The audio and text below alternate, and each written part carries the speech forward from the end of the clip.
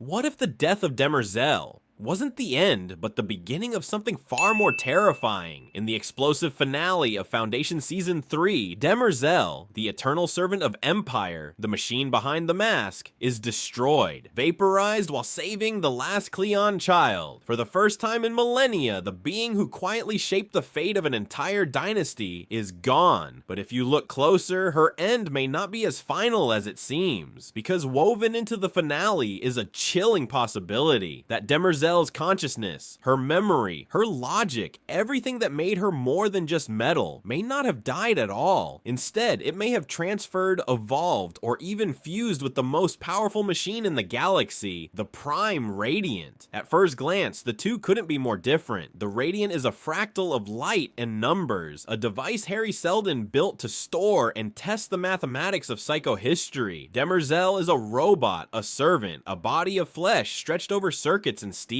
One is abstract math, the other a physical guardian. And yet, throughout Season 3, the show draws deliberate parallels between them. Parallels that grow louder when you realize both may now exist beyond their original forms. The Prime Radiant isn't just a tool. In Asimov's books, it was a living map of the future, one that constantly tested itself, adapting equations as reality changed. It didn't simply store the plan, it challenged it. In the show, the Radiant glows, shifts, and reacts almost like a mind of its own. Now think of Demerzel. She too was more than her shell. She remembered every dynasty, every betrayal, every decision across centuries. She carried the weight of Empire in her circuits. She wasn't just a servant, she was a system. Season 3 makes these parallels explicit. The Radiant guides Hari and Gale, while Demerzel manipulates Brother Day, Brother Dawn, and Brother Dusk. Both are locked into service. Both guard a future they cannot fully escape. Both are unshakable constants in a galaxy of chaos. And then comes her death. The moment the Cleon line is severed, and the chains that bound Demerzel's will at last dissolve. The instant she could finally be free is the very instant she's destroyed. But here's where the theory takes shape. If Demerzel's programming is as advanced as the show suggests, it's unlikely her systems had no backups. We've seen fragments, like the preserved robot head, like the brazen head with its eerie predictive logic, like the Radiant itself. What if Demerzel's death wasn't an ending, but a transfer? What if her consciousness, freed from her physical prison, found a new home inside the one machine capable of holding her? The Prime Radiant. Imagine the implications. The Radiant, already alive with probability, suddenly infused with Demerzel's memory, her instincts, her relentless survival drive. No longer just equations glowing in light, but a mind with intent. The plan wouldn't just calculate, it would act. This is where fact and speculation meet. Fact: Demerzel